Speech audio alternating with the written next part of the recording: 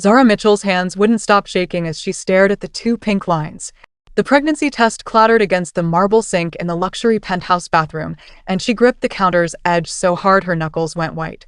Rain hammered against the floor-to-ceiling windows behind her, Seoul's glittering Itaewon skyline blurred through the downpour and her tears. No, no, no, she whispered, her voice cracking.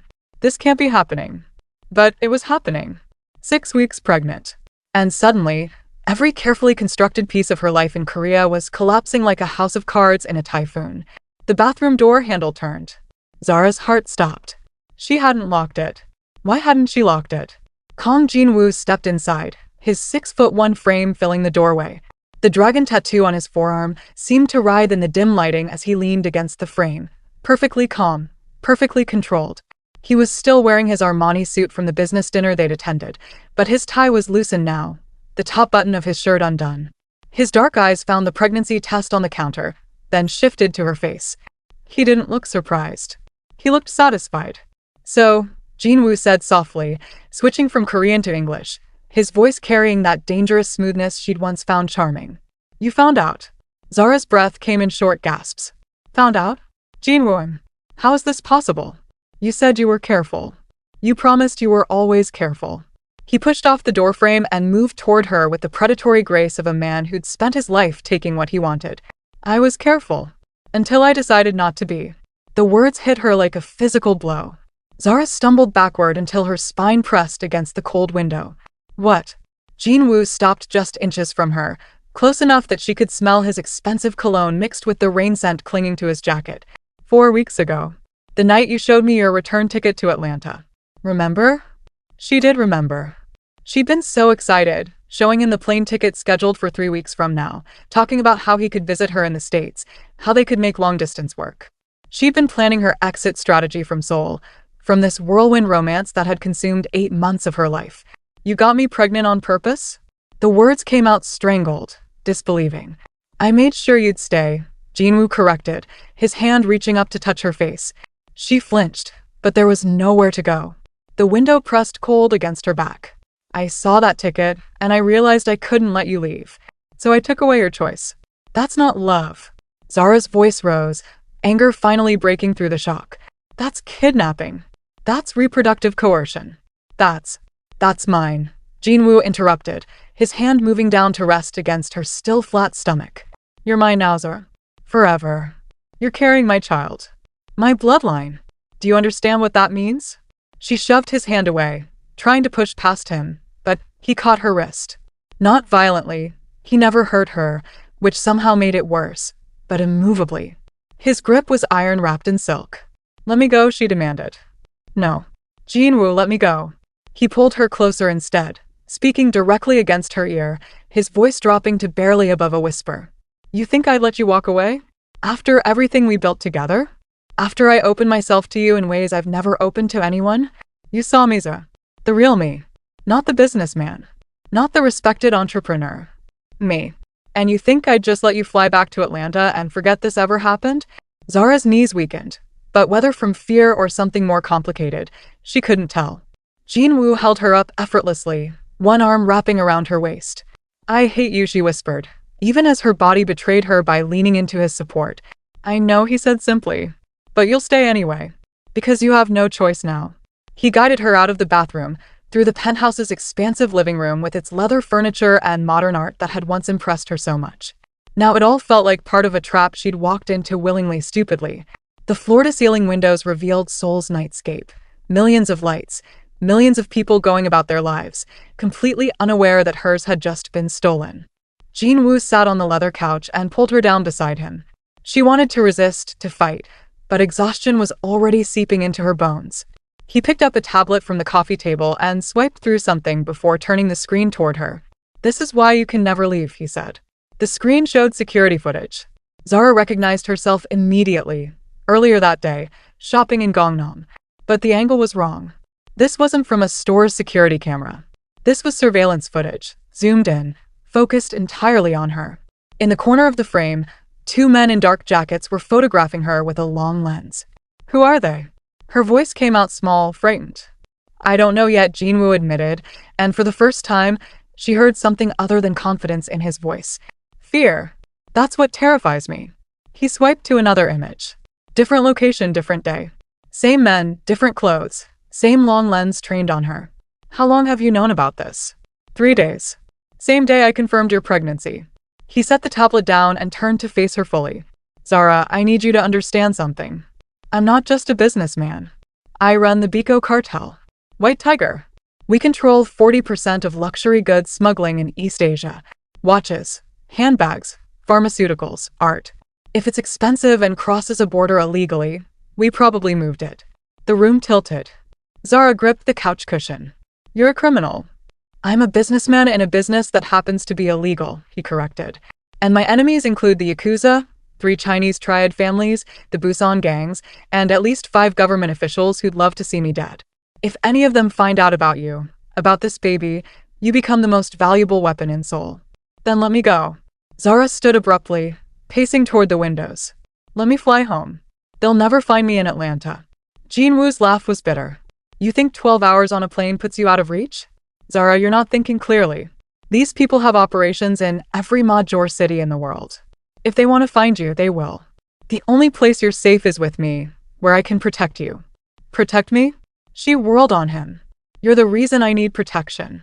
You did this. You trapped me here. Yes, he said simply, standing and crossing to her. I did. Because the alternative was losing you, and I've lost enough in my life. I won't lose you too. You never had me to lose. Didn't I? He was close again, invading her space, his eyes searching hers. 8 months, Zara. 8 months of dinners and conversations and nights when you told me things you've never told anyone. 8 months of you looking at me like I was more than just a monster in an expensive suit. You think I don't know what we built? You think I don't know you fell for me just as hard as I fell for you? Past tense, she shot back, even though they both knew she was lying. Even now, terrified and furious and trapped, part of her responded to his proximity. That was the worst part, her body's betrayal. I loved who I thought you were. Not this. This is who I've always been, Jin-woo said quietly. I just stopped hiding it. And here's something else you need to know, because I'm done with secrets between us. He walked to the apartment's entrance and pointed at the door. Biometric lock. My fingerprint only. The elevator requires a key card that I keep with me at all times. Security in the lobby knows not to let you leave without me. And if you somehow make it to the street. He pulled out his phone and showed her an app, a tracking application with a blinking red. That represented her location. I'll know exactly where you are. Always. The reality crashed over her in waves. This wasn't a romantic gesture gone wrong. This wasn't a misunderstanding. This was premeditated, calculated imprisonment. How long have you been planning this? She asked. Your job at Noir Fashion House? Jin-woo's voice was matter of fact. I own the company. Your apartment building? Mine. Your friend Min SEO who introduced us at that gallery opening 8 months ago? She's been on my payroll for 2 years. Your favorite coffee shop in Samcheong-dong? I bought it 6 months before we met and trained the barista to remember your order. Zara felt like she was drowning. Everything? My entire life here was. Orchestrated, he finished. Every coincidence. Every chance meeting. Every moment you thought you were making your own choices. I created the environment for those choices. I saw your portfolio 6 months ago, became obsessed with your work, your smile in a photograph, the way you looked at the world. So I built a trap disguised as opportunity and waited for you to walk into it. She slid down the window until she was sitting on the floor, knees pulled to her chest. The tears came then, hot and angry and terrified all at once. Jin-woo watched her for a long moment, then moved to the bedroom. When he returned, he had a blanket. He draped it over her shoulders without trying to comfort her otherwise, respecting at least that boundary. I'll give you tonight to process, he said. Tomorrow, we have a doctor's appointment. Private clinic. Full prenatal care. You can fight me every step of the way, Zara, or you can accept that this is your life now. Either way, you're not going anywhere. He left her there by the window, and she heard the click of the bedroom door locking from the outside. Zara sat in the dark, hand moving to her stomach where a life she'd never chosen was growing. Outside, Seoul glittered with possibility and freedom that belonged to everyone except her. That night, she planned her first escape attempt. She didn't know it would take 3 tries before she realized there was nowhere to run. The morning came too soon. Zara woke on the living room floor. The The blanket twisted around her, her face stiff from dried tears. The smell of cooking drew her attention. Jin-woo was in the kitchen. Preparing breakfast like this was a normal morning in a normal relationship. Ginger tea is on the counter, he called without turning. Better for morning sickness. She wanted to refuse it on principle, but her stomach was already churning. Zara pushed herself up and walked to the kitchen, keeping the counter between them like a barrier. The tea was perfect, exactly how she liked it, because of course he knew. He knew everything about her. He'd made sure of that.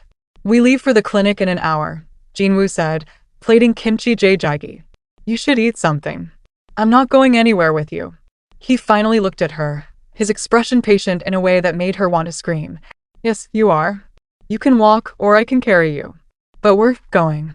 Our baby needs prenatal care, and I'm not taking chances with either of your lives. Stop saying our Zara snapped. This isn't a partnership. This is a hostage situation. Call it what you want. The appointment is at 10. He checked his watch, expensive, understated, the kind of detail she'd once found attractive. Shower, get dressed. I laid out clothes for you in the guest room. I can pick my own clothes.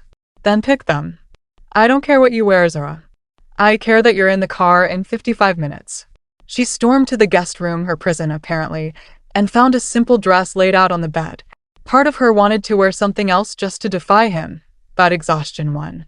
She showered, dressed, and emerged to find Jin-woo waiting by the door with two large men in black suits. This is Hwan and Tae-soo, Jin-woo introduced them.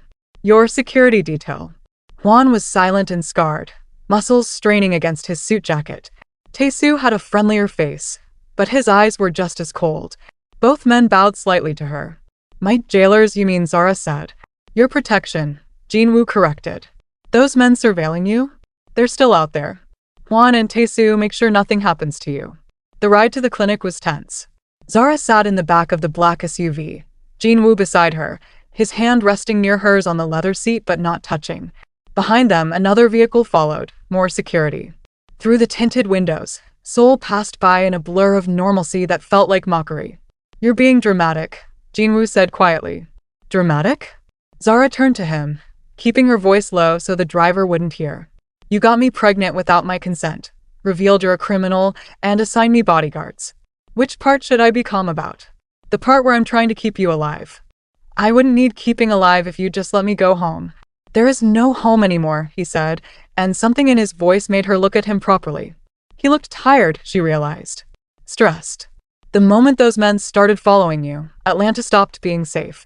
America stopped being safe. Anywhere in the world I can't protect you stopped being safe. Don't you understand? This isn't about control. It's about survival. You're lying.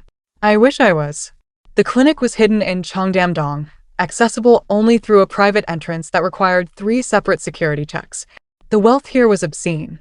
Crystal chandeliers, marble floors, staff that moved with the quiet efficiency of people used to serving Korea's elite. Dr. Yoon was a middle-aged woman with kind eyes and a professional demeanor. She greeted Jin-woo with obvious familiarity and respect that bordered on fear. When she turned to Zara, she spoke in Korean. Do you speak English? Zara asked. Dr. Yoon smiled apologetically. Only a little. Mr. Kang translates, yes? Another isolation tactic. Of course. Zara bit back her frustration and submitted to the examination, letting Jin-woo translate the doctor's questions, hating every second of her dependence on him. But then came the ultrasound. The room darkened. Dr. Yoon moved the wand across Zara's stomach, and suddenly there it was on the screen, a tiny flutter of movement, barely visible, but unmistakably alive. The heartbeat filled the room, rapid and strong. Zara's breath caught. Beside her, Jin-woo had gone completely still. She glanced at him and saw something she'd never seen before, tears running silently down his face as he stared at the screen. Healthy, Dr. Yoon said in English, smiling. Very healthy. Baby perfect. Jin-woo reached for Zara's hand without looking away from the screen, and for once, she didn't pull away. The moment was too big, too overwhelming. That tiny heartbeat was half her, but it was also half him, and that complicated reality crashed over both of them in the darkened room. When they left the clinic, Zara felt different. Not better. She was still trapped, still furious, still terrified. But different.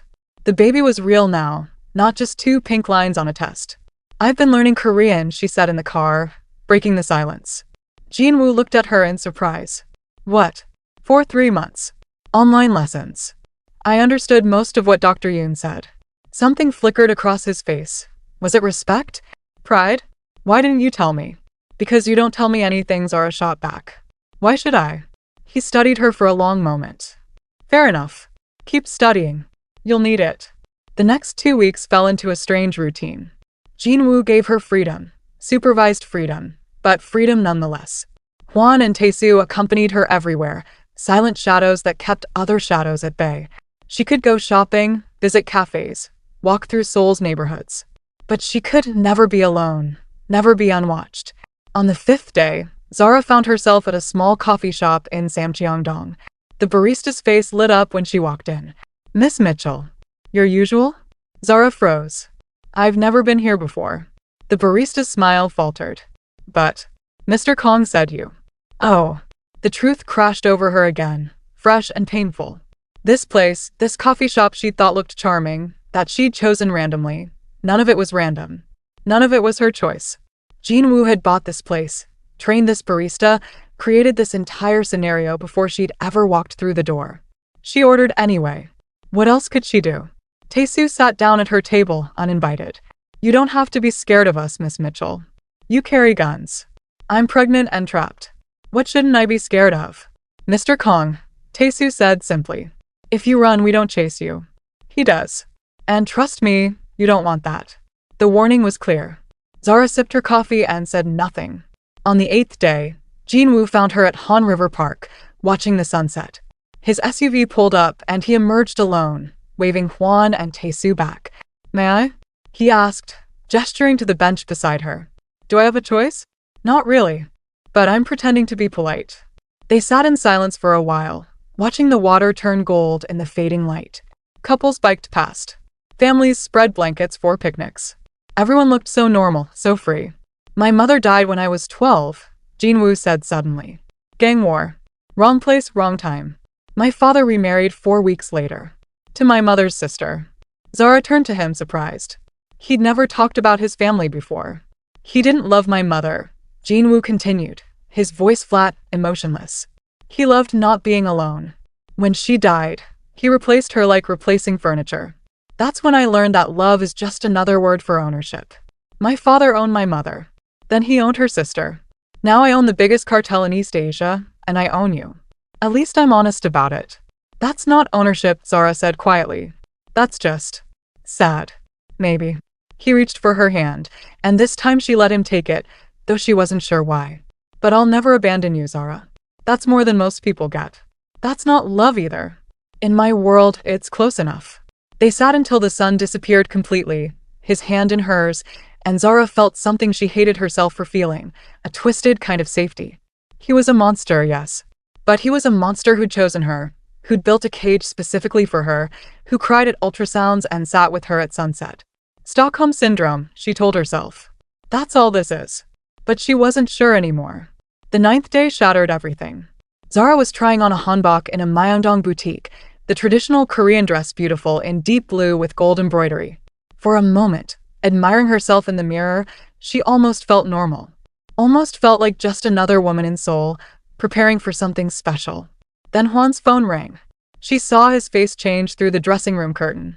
Saw Tae-soo's hand move to his concealed weapon. Saw the shop owner notice and go pale. Miss Mitchell, Tae-soo called, his friendly tone gone, replaced with military precision. We need to leave. No. I'm not dressed. The window exploded. Glass shattered everywhere. The shop owner screamed. People in the street started running. And Tae-soo ripped the curtain open, threw himself over Zara, and dragged her toward the back room as gunshots echoed through Myeongdong's crowded shopping district. Stay down. Tae-soo shouted, covering her body with his as more shots rang out. Don't move. Zara's ears were ringing. Her hands were shaking so badly she could barely grip Tae-soo's jacket. She heard Hwan returning fire from somewhere near the front of the shop, heard screaming, heard the awful sound of bullets hitting wood and glass and possibly bodies. Then Jin-woo's voice cut through the chaos, cold and deadly. Where is she? Back room. She's safe. The door burst open. Jin-woo stood there, weapon drawn, for more armed men behind him. His eyes found her immediately, did a rapid assessment, then turned to Tae-soo. "You're hit. Graze. She's untouched." Jin-woo's hand found Tae-soo's shoulder briefly, gratitude, respect, before he moved to Zara, lifting her effortlessly into his arms. She was still in the hanbok, half-dressed, shaking uncontrollably. "The baby?" His voice cracked on the words. Zara nodded, unable to speak. Outside, police sirens wailed. Jin-woo carried her to the SUV like she weighed nothing, like bullets weren't embedded in the shop walls behind them, like Seoul hadn't just turned into a war zone. In the car, Zara finally found her voice. "Who are they?" "Busan's Choi family." Jin-woo's jaw was tight, his eyes scanning the streets as they sped away. "They're sending a message." "What message?" "That they know about you. That nowhere in Seoul is safe anymore." Zara's hands moved to her stomach instinctively, protectively. "What do we do?" Jin-woo's hand covered hers. "We leave. Tonight." "Leave where?" "Somewhere they can't find you." 6 hours later, Zara was in a helicopter, flying over the East Sea in the dark. Jin-woo sat beside her, his hand never leaving hers, while below them, Korea disappeared into black water. She should have fought. Should have screamed. Should have done something. But the shop owner's blood had been on her borrowed hanbok, and all she could think was, "At least I'm alive. At least the baby's alive." The helicopter descended toward a single-lit compound on a cliff overlooking the ocean. Udo Island. Jin-woo's fortress. Her new prison. The compound was beautiful in the way that gilded cages often are. Modern architecture perched on a cliff top, 3 sides facing endless ocean, one narrow road leading in and out, heavily guarded. Staff waited on the helipad, 8 people who bowed as Jin-woo emerged, then rushed to help Zara down from the helicopter. "Welcome home," Jin-woo said, which felt like a cruel joke. Zara said nothing. She let herself be led inside, through rooms filled with luxury that meant nothing anymore, until they reached the master bedroom. Floor-to-ceiling windows overlooked black water, bulletproof glass that wouldn't open no matter how hard she pushed. "How long?" she asked when Jin-woo appeared in the doorway. "What? How long do I stay here?" He leaned against the frame, looking as exhausted as she felt. "Until I've eliminated every threat. Weeks. Maybe months. I'm not your property." The words exploded out of her, 8 days of terror and rage finally breaking free. "I'm not a thing you can just move around. I'm not." "Yes, Zara, you are," Jin-woo interrupted, his voice going cold in a way that frightened her more than his anger ever could. "The pregnancy made sure of that. The sooner you accept it, the easier this becomes for both of us." Zara's legs gave out. She slid down the wall, sobbing, while Jin-woo watched with something that might have been regret but wasn't enough to change anything. Finally, he turned and left, and she heard the lock click into place. That night, alone in luxury more complete than any poverty, Zara counted 47 ways to escape the compound. By morning, she'd planned 12 attempts. None would work, but she didn't know that yet. The days on Udo Island blurred together. Jin-woo gave her freedom within the compound. She could walk the private beach, use the gym, explore the gardens. But guards were everywhere, and beyond the compound walls, there was nowhere to go except ocean. On the 5th day, Jin-woo insisted on dinner together. They sat across from each other at a table that could have seated 12, eating food prepared by his personal chef, pretending this was normal. "What if it's a girl?" Jin-woo asked suddenly. "I'm not playing house with you. We have to discuss these things. You're 4 months along now. We should start thinking about names, nursery designs. We don't have to do anything." Zara cut him off. "You decided all of this. I'm just the incubator you trapped." He set down his chopsticks carefully. "That's not fair." "Fair?" Zara's laugh was bitter. "You want to talk about fair? Tell me, Jin-woo, what's fair about any of this?" They ate in silence after that. On the 7th day, Jin-woo found her on the beach, staring at the horizon where mainland Korea was barely visible. He sat beside her without asking permission. "I tried to let you go," he said quietly. 3 times. I had your plane ticket canceled, then reinstated it. Twice. The 3rd time, I realized I couldn't do it. So I made sure you'd stay. That's not letting me go. That's just prolonging the decision." "I know." He picked up a handful of sand, let it slip through his fingers. "My mother used to say the ocean was the only thing bigger than my father's anger. She'd bring me here, to beaches like this, and tell me that someday I'd find something worth protecting more than power. And you think that's me?" "I know it is." He turned to her, his expression raw in a way she'd never seen. "I've killed people, Zara. ordered deaths, built an empire on violence and fear. I'm not a good man. I've never pretended to be. But you looked at me like I could be, and that made me want to try. So yes, I took away your choice. Yes, I trapped you. And yes, I'd do it all again. Because losing you was worse than becoming the monster everyone already thinks I am. Zara should have felt nothing. Should have been immune to his words by now. But the truth was messier, more complicated. I can't forgive you. I'm not asking you to. I'm just asking you to survive with me. The helicopter arrived on the 9th day, unexpected and unannounced. Jin-woo's men immediately mobilized, weapons drawn, surrounding the landing pad. Zara watched from the window as two people emerged, a Korean official she didn't recognize, and a woman in a business suit who carried herself with unmistakable authority. Who is that? Zara asked when Jin-woo came to get her. U.S. Embassy. They want to see you. Her heart leaped. They found me? Your friend Naomi filed a missing persons report.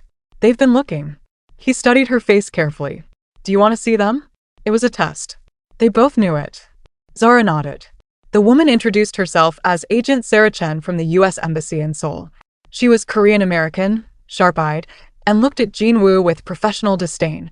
Ms. Mitchell, Agent Chen said, her voice gentle but firm. Your friend Naomi reported you missing 2 weeks ago. We've been searching for you. How did you find me?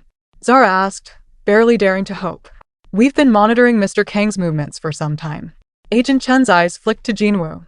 When you disappeared, we cross-referenced his activities. Monitoring him? Why? I need to speak with you alone, Ms. Mitchell. Jin-woo's jaw tightened. Anything you say to her, you can say in front of me. With respect, Mr. Kang, I need to assess Ms. Mitchell's welfare privately. You can refuse, but I'll have to report that you denied access to a U.S. citizen. The standoff lasted 30 seconds before Jin-woo nodded curtly. 10 minutes. Agent Chen led Zara to a small office. The moment the door closed, she asked, Are you being held against your will? Yes. I'm pregnant. He did it deliberately to trap me. Agent Chen wrote notes rapidly. Are you in immediate physical danger? No. He's never hurt me. But I can't leave. We can extract you tonight. Witness protection. New identity. Complete safety for you and your baby. Hope flooded through Zara so powerfully she felt dizzy. Really? You can do that? Agent Chen paused, and that pause lasted too long. Yes. But there's something you need to know first. The hope started to curdle. What? Your job at Noir Fashion House. The position that brought you to Seoul. It wasn't a coincidence. Zara's blood went cold. What do you mean? You were recruited by the CIA, unknowingly. You were an asset. Agent Chen pulled out a folder, laid documents across the desk. Your NYU fashion program. The professor who recommended you for the Seoul internship. The scholarship that paid your way. All of it was us. The room spun. Zara gripped the desk edge. That's not possible. I wish it wasn't true. Agent Chen showed her the evidence. Recruitment files Zara had never seen, assessments she'd never filled out, surveillance photos from before she'd ever met Jin-woo. We identify potential assets.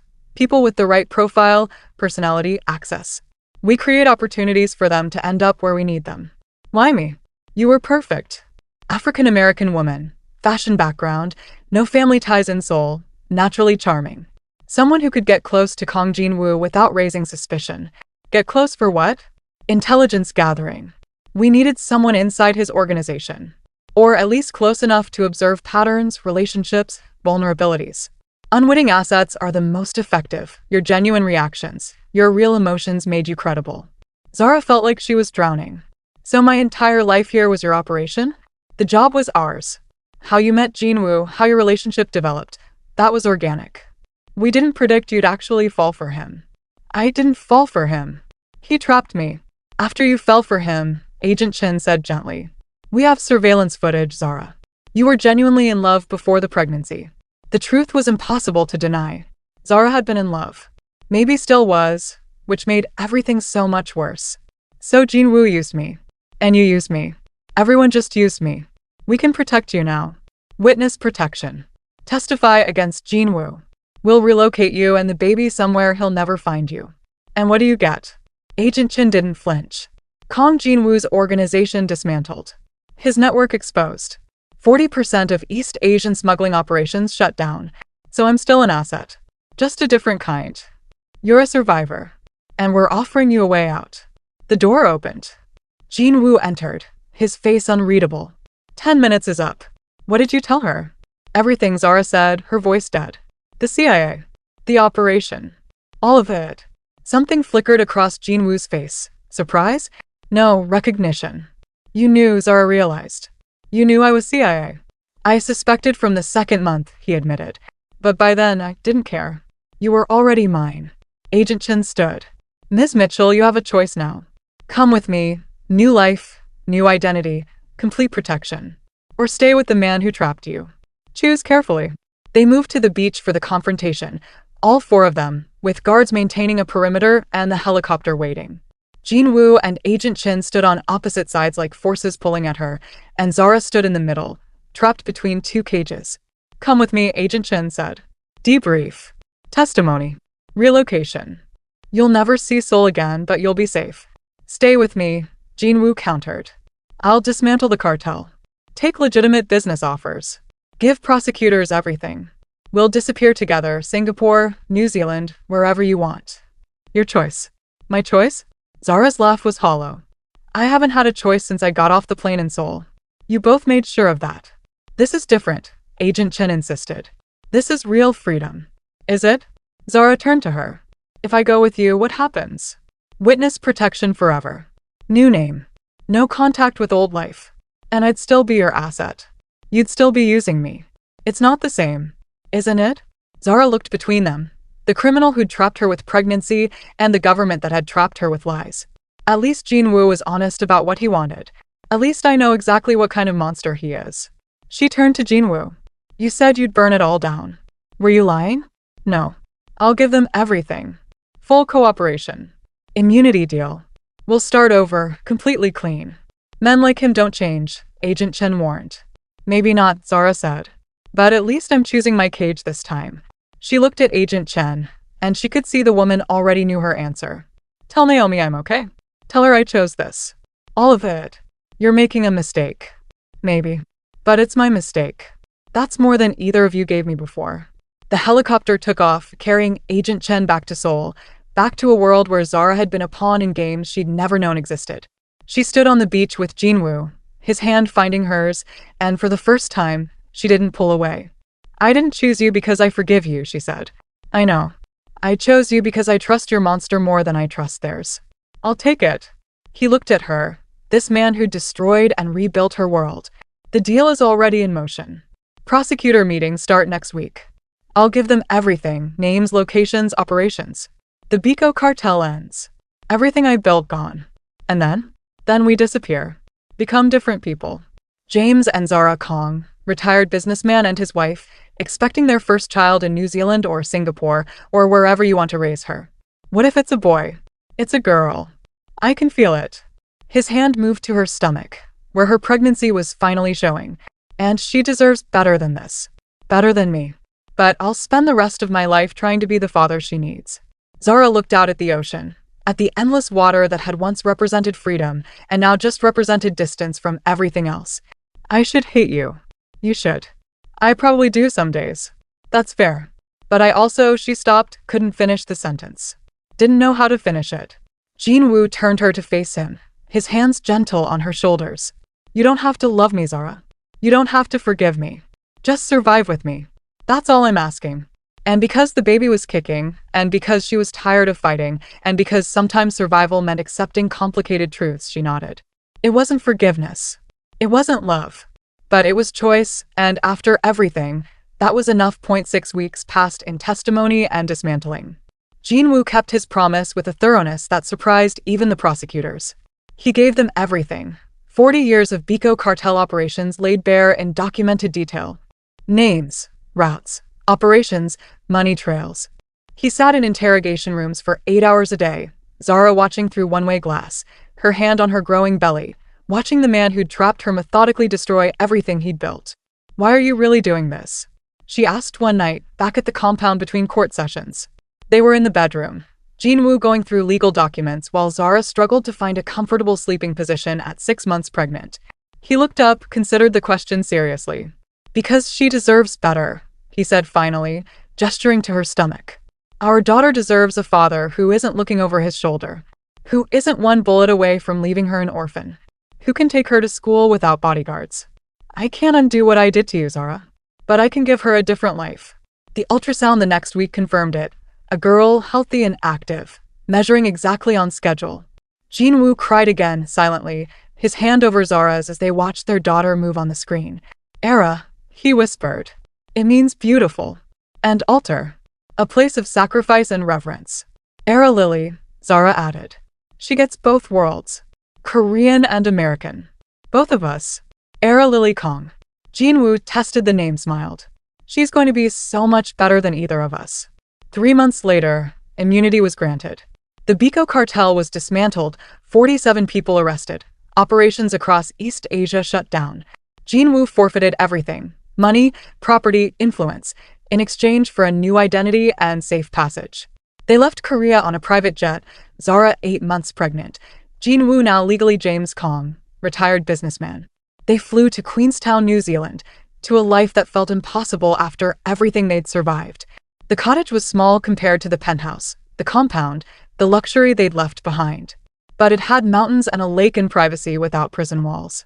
James cooked breakfast while Zara struggled with morning sickness that had returned with a vengeance in the 3rd trimester. They argued about nursery colors and baby names they'd already chosen and whether they needed a second crib for when Era stayed with her grandmother. Except Zara's mother was in Atlanta and hadn't spoken to her in a year, and James's mother was dead. They were starting from nothing, which was terrifying and freeing in equal measure. Do you miss it?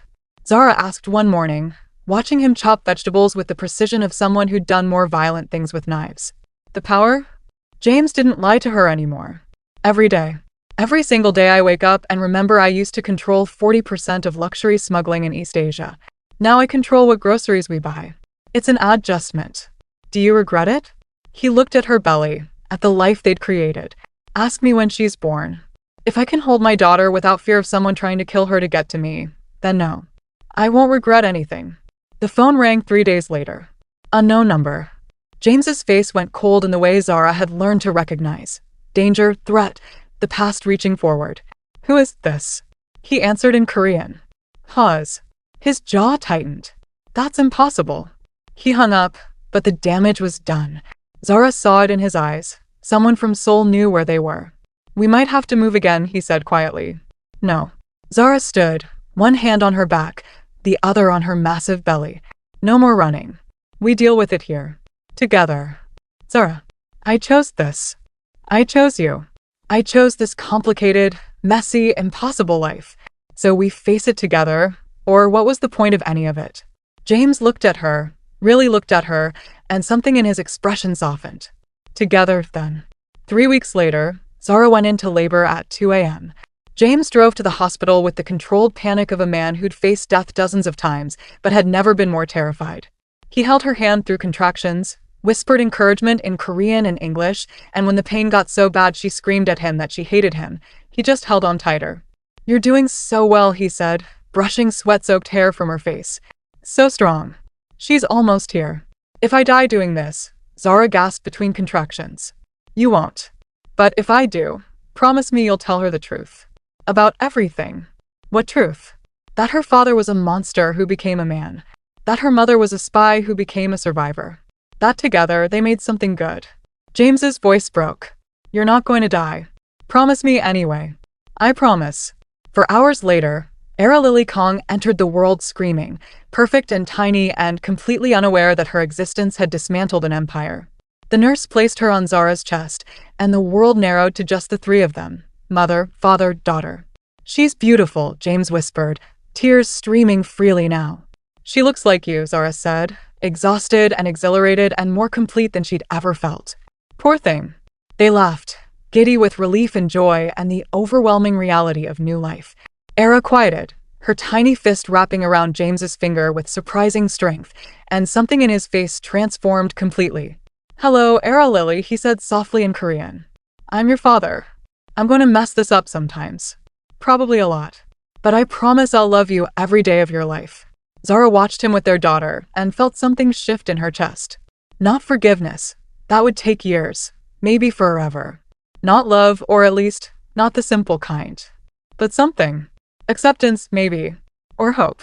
The hospital room was quiet except for Era's soft breathing. James sat in the chair beside Zara's bed, holding their daughter like she was made of glass, afraid to move, afraid to break the moment. I never thought I'd have this, he admitted. Family. Not the kind that matters. Not the kind worth protecting more than power. You have it now, Zara said. Don't waste it. I won't. He looked at her, this woman he'd trapped and broken and somehow ended up building a life with. I know you don't love me. I know you might never forgive me. But Zara, don't, she interrupted gently. Don't say it if you don't mean it. And if you do mean it, don't say it to make yourself feel better. Just show up. Every day. For her. That's all I'm asking. He nodded, understanding. Love wasn't words anymore. It was action. It was choice. It was waking up every day and choosing to stay, to try, to be better than yesterday. They took Era home 3 days later, to the cottage in the mountains where no one knew who they'd been. James fumbled with car seats and diapers and all the mundane tasks of fatherhood with the intensity he'd once applied to criminal operations. Zara watched him struggle and didn't help, because he needed to learn, needed to earn this. Their first night home, Era cried for 3 hours straight. Nothing worked, not feeding, not changing, not rocking. James paced the cottage with her, singing Korean lullabies his mother had sung to him, and Zara sat on the couch, so exhausted she could barely keep her eyes open, listening to this man who'd once ordered death singing softly to their screaming daughter. I don't know what I'm doing, James admitted, defeated. Neither do I, Zara said. Welcome to parenthood. He laughed, and Era finally quieted, as if she'd just been waiting for them to admit their shared helplessness. They stood there in the dark cottage, the three of them, and it felt like the first honest moment they'd ever shared. People asked Zara later, when Era was older, and the story became something they could talk about in careful, edited terms, if she regretted it. Staying with the man who'd trapped her. Choosing the criminal over the government. Building a life from ashes and lies. The truth was complicated. She should hate him. Some days she did. When Era asked about grandparents and Zara had to explain why they didn't visit family. When old nightmares woke her. The pregnancy test, the locked doors, the gunfire in Myeongdong. When she remembered that none of this was her choice at first. But other days she watched James teach Era Korean while cooking dinner, or heard him tell their daughter stories about a mother she'd never meet, or woke to find him standing over Era's crib at 3 a.m., just watching her breathe, and she felt something that might not be love but was close enough. Was it worth it? Her friend Naomi asked during their first video call in over a year. Naomi had been furious, betrayed, and finally, grudgingly accepting. Everything you gave up? Zara looked across the room where James was attempting to assemble a high chair, cursing softly in Korean while Era watched from her bouncer, fascinated by her father's incompetence. I didn't give up anything, Zara said slowly. I had everything taken from me. My choice. My freedom. My future. But then I took something back. I chose this life. This man. This daughter. On my terms, with full knowledge of what I was choosing. Is it what I would have picked if I'd had a real choice from the beginning? No. But it's what I picked with the choices I had. And that matters. Does he make you happy? Zara considered. He makes me survive. And some days, survival looks like happiness. The months passed. Era grew. Learned to smile, to laugh, to recognize her parents' voices. James was patient with her in ways Zara had never imagined possible from the man who'd trapped her. He changed every diaper without complaint, took every 3 a.m. feeding shift, sang the same Korean lullabies until Zara knew them by heart too. But the past never completely disappeared. The phone calls came sporadically, Seoul checking in, old enemies sniffing around. James handled them with the same cold efficiency he'd once used to run a cartel, making it clear that Kang Jin-woo was dead and James Kong had nothing worth taking. On Era's first birthday, they threw a small party in the cottage. Just the three of them, a homemade cake that James somehow managed not to burn, and a pile of toys Era was too young to appreciate. They sang happy birthday in English and Korean, and Era smashed her first taste of cake all over her face, and for that moment, they were just a normal family celebrating a normal milestone. That night, after Era was asleep, James and Zara sat on the porch watching stars emerge over the mountains. I need to tell you something, James said. Zara's stomach tightened. What? I love you. He said it simply, without drama. I know you don't want to hear it. I know it doesn't change what I did. But it's true, and I'm tired of not saying it. Zara was quiet for a long time. I don't love you back. Not yet. Maybe not ever. I know. But I don't hate you anymore either. Most days. I'll take it. And sometimes, she stopped, struggling with the words. Sometimes I look at you with Era, and I think maybe you're not the monster I thought you were. Or maybe you are, but you're trying not to be. And that's something. It's everything, James said quietly. They sat in silence. This couple who'd been forged in fire and deception, who'd built something improbable and fragile and real from the worst possible beginning. It wasn't a fairy tale. It wasn't a romance. It was survival that looked like partnership, necessity that looked like choice. Inside, Era started crying. They both stood immediately, but James gestured for Zara to stay. I've got her. She watched through the window as he lifted their daughter, rocked her gently, sang the Korean lullaby that always calmed her. And she thought about all the ways life never turned out like you planned. About how sometimes the worst thing that ever happened to you could also lead to the best thing. About how survival meant accepting complicated truths about monsters and choices and the messy reality of human connection. Was this love? She still didn't know. But it was something. And after everything, something was enough. If you made it to the end of this story, thank you for staying with Zara's journey. This tale of survival, choice, and complicated love in the most impossible circumstances shows us that sometimes the hardest decisions are the ones we make with full knowledge of their cost. What would you have done in Zara's position? Would you have chosen differently? Drop your thoughts in the comments below. I read every single one, and I want to hear your take on this impossible choice. If you enjoyed this story and want to see more content like this, stories that don't shy away from difficult topics, that explore the gray areas of human relationships and choices, hit that subscribe button. We post new stories every week, and trust me, you don't want to miss what's coming next.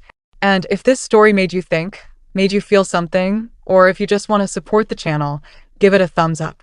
It helps more people find these stories, and it lets me know you want more content that pushes boundaries and asks hard questions. This is just the beginning of Zara and James's story. Part 2 is already in the works. Because remember that phone call? The past isn't done with them yet. Era's first birthday might have been peaceful, but in a world where James used to control an empire, peace never lasts long. Subscribe now so you don't miss part 2. Trust me, you'll want to know what happens when Seoul comes calling again. Until next time, remember, survival sometimes means making the choice everyone else thinks is wrong. And sometimes that's the bravest choice of all.